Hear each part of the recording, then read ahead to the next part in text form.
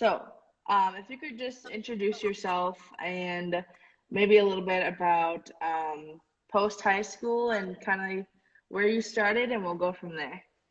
Okay, so I am Corinne Miller. I am Jeremy, who is Tara's really good friend's mother.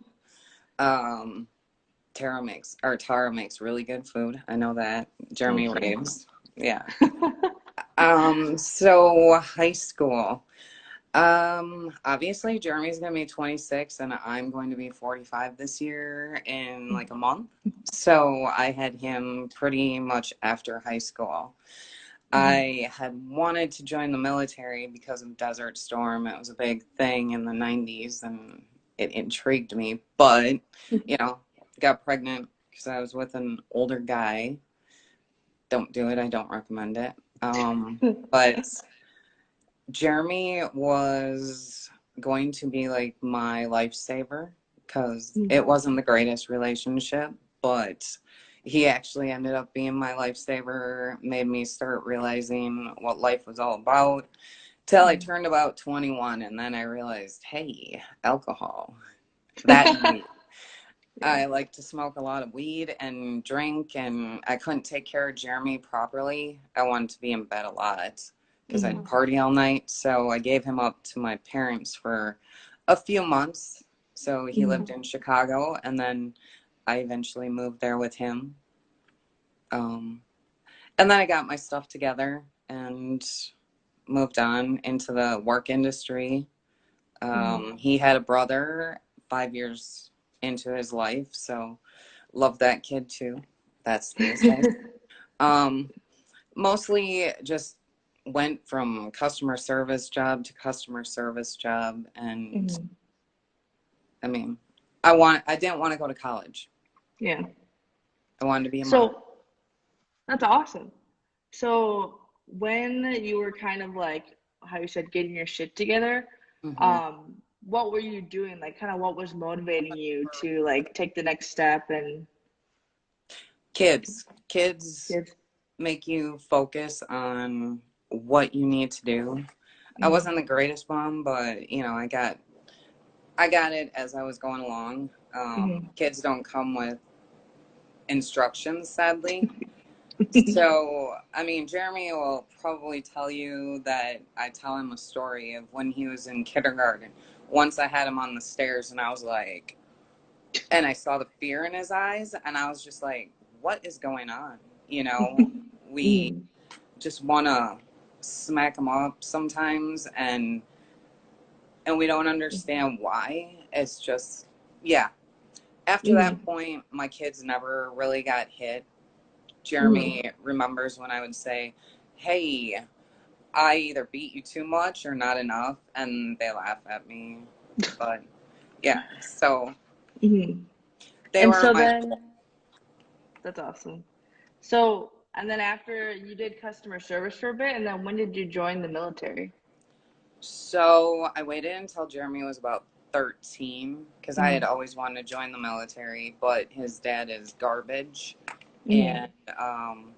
so I waited till he was 13 and can make a decision if I were to die. And the only people Mhm. I asked if I could join the military were my kids. They knew I was getting deployed right away and they said, do what you got to do, mom. And they thought it was pretty cool. But Mhm. deployment was hard on them. Mhm. Uh, it it also helped out because I got a good bonus joining the military. So Mhm.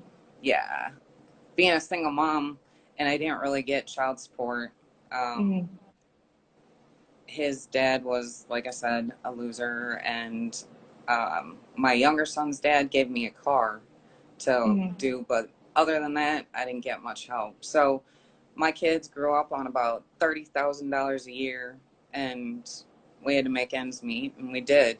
And Mhm. Jeremy's really good with money. Sometimes he's penny pincher. I hate that because he's seen the trials that we've gone through. Because after my deployment, my shoulders didn't want to work anymore.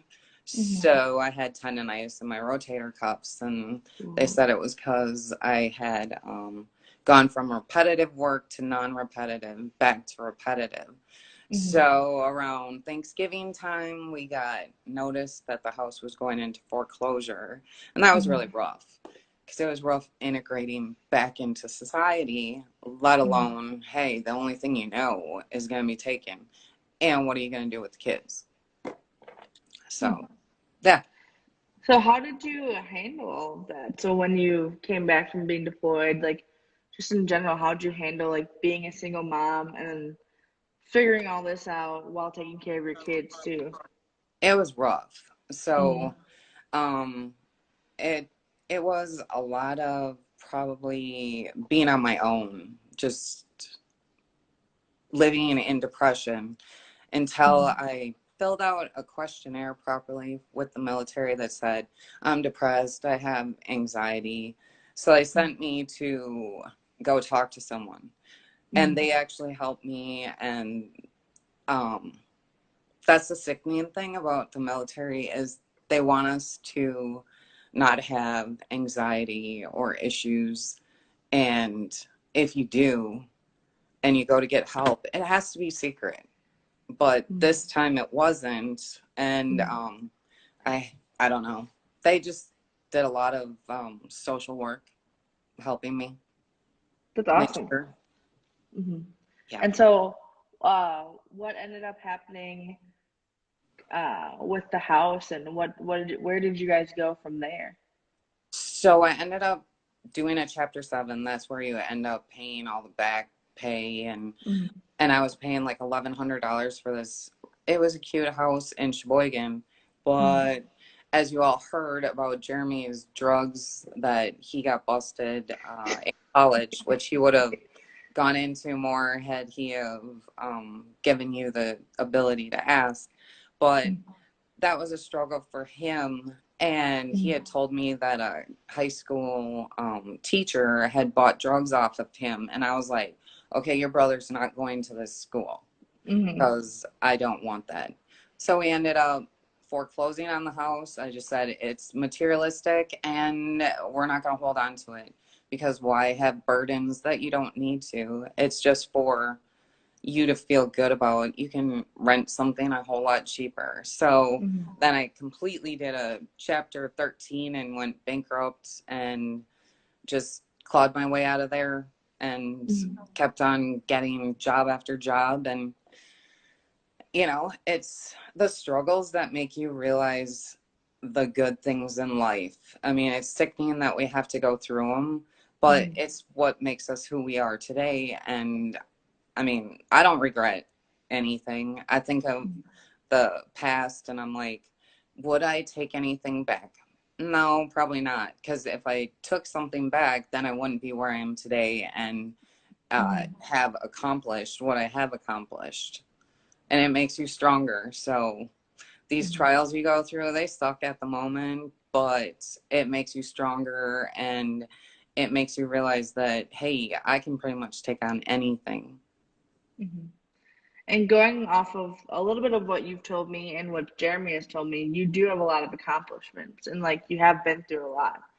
Do you mind talking a bit more about that and like your career in the military and just anything after that? Well, see, what you guys see as accomplishments, I just see as doing my job just because, what I do is pretty much take care of the soldiers that I have Mm-hmm. and try to be a good leader to them and try to push them into not making stupid decisions that I've made. And so even with my children, if you know them, they are so amazing.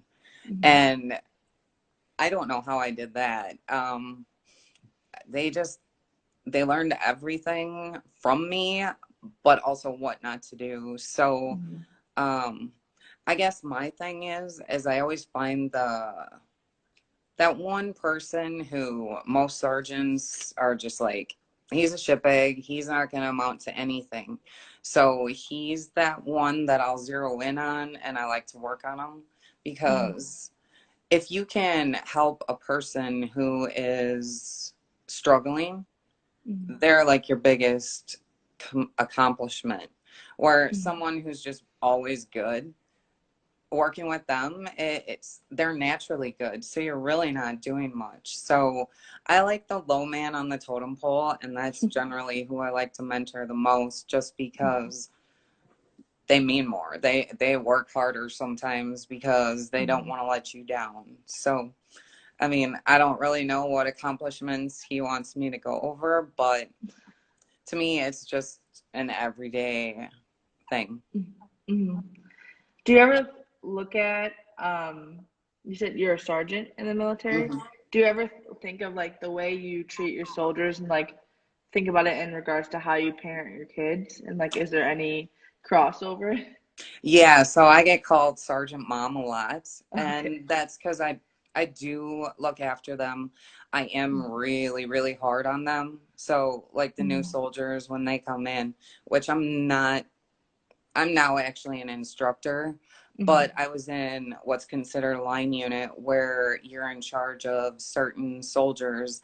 And the new ones that come in, I'm like, hey, I'm going to offend you. I'm just saying, I am not soft hearted. I Mhm. wasn't soft on my kids. I'm not going to be soft on someone else's kids. Mhm. So yeah, I call them shit bags a lot. If they're overweight, I tell them, hey, you gotta put that cookie away. You don't need it. Mhm. I like to pass the PT test for an 18-year-old, even though I've smoked longer than 30 years, and say, hey, I've smoked longer than you've lived. I can pass for your age bracket. What's your problem? Mhm. You know, it makes them also be more accountable because I just see a lot of these young guys, they just want to go, hey, I showed up. What more do I need to do? No, Mhm. you need to get your stuff together and be part of this unit and do what you're supposed to. Be a mentor, be in the eyes of civilians at a higher level. Mhm. So, yeah, And it's so, parenting. good. Yeah, it's a different kind of parenting. Oh, yeah. So when you like you look back and you look at these situations where you said you kind of like clawed your way out or there were low points and being a single mom, like you don't necessarily always have support. How did you like get yourself out of those situations? Like mentally or what would you do to like motivate yourself? Well, to motivate myself, I stopped looking at all the bad. Because when you look Mm, at all the bad, even one thing, that one mm, thing can be like, oh my gosh, it's raining. That's gonna make my day horrible. It's gonna wreck mm, my hair. You know, I stopped looking at everything that was bad around me, and I said, okay, I got to find the positive. mm, And in fact, I did that with one of my soldiers who was like kind of suicidal. And I'm like, okay, I need you to text me every day and give me something positive. And one mm. time I got a text that said, hey, I got fired today. Oh. And he had a positive to follow it. So he was starting to look at the Mm, positive because if you dwell on all your negative, it's just going to tear you down and it's just going to bring you down. And you'll think that everything bad that happens to you is bad. But mm, I mean, it's not. There's actually really good things that you just miss because you're so worried about the little things. And mm, I also got rid of a few friends because quality is better than quantity. mm, And if you have someone who is always sucking out the energy of your life, it's like, mm. you know, you're not here to help me be positive. Well, you know, what good are you? So look at what's around you, who's around you. I don't watch the news because, and I told my kids I'd watch what I say because they're like, Mom, we know how you are. So I'm really big on the fact that the news has an agenda and they try to feed us all the negativity. And it's that negativity that's just going to keep bringing you down because of the fact that input output what you're putting into Mhm. your mind is what's going to come out. And if people would just start treating people how they want to be treated, you know, Mhm. it'd be a better world. Yes, I agree. It's like such a simple concept. Like just treat people the way that you would want them to treat you, and then the world will go around and it'll be good. Exactly. It's crazy.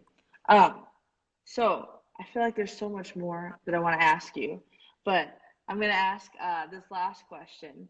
And Okay. so again, reflecting on like all your experiences and what you've done, what is a piece of advice? It could go two ways. So a piece of advice that you would want to give yourself back then, maybe when you were like graduating high school, and and a piece of advice that you would just want to share with people today, like going through it. When they're going through struggles.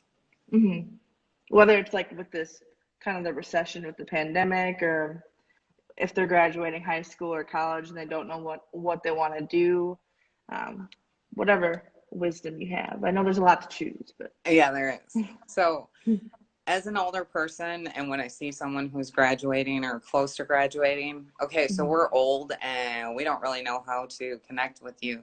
So most of us will be like, so what are you doing after college or high school? mhm, We're just mhm, asking you because we're trying to communicate. So don't feel bad if you just say, well, I'm going into the work industry. And, even if someone does, it's like, hey, good for you. I mean, what works for one person doesn't work for the next. So mhm, don't feel bad about your decision. You'll find who you are. Sometimes it takes some struggles to go through, or sometimes I don't know, you just find something that says, hey, this is what I want to do with my life. mhm, Also, I guess I moved every year as a child, so I mhm, really didn't care who I made friends with because I was like, you're not going to be around in a year, so who cares? Just be mhm, yourself. Don't let anyone tell you otherwise. I mean, I ask my kids, I'm pretty much a bitch. I don't like people I don't know. I'm nice to people. mhm. I'm I don't know. I have to get You're to know yourself. people. Yeah. Yeah. Just be yourself, be genuine, and just don't go outside of your moral parameters. And as long Mhm, as you do that, you'll be happy with everything that you do. And then just remember, input, output, what you put into your mind is what you're going to put out. So, don't let the news media transition what or change your opinion about a person, because they love doing that to us. They want to make us all separate. So if mhm, we aren't joined as a team, I mean, well, I can't go into that because I'm in the military, but uh, just just be yourself mhm. and think Thank positive. you. Thank you so much for being on the live stream today. I know this is like new for you, so I Yeah, really appreciate you sharing as well, like all your different experiences. I think people really need to hear that like you can be successful without college, and like you can get through like your hardest times, and there's always going to be something you can learn from it. And you've just showed us today that like with hard work and hope and being yourself, like you can raise a great family and have a great career and help other people you and can. be happy too. So thank you. Exactly. Don't think you have to go to college, but that doesn't mean, hey, I don't have to go to college. Just Yeah. always strive to be the better person that you can be, and Mhm. be a hard worker. Don't just show up.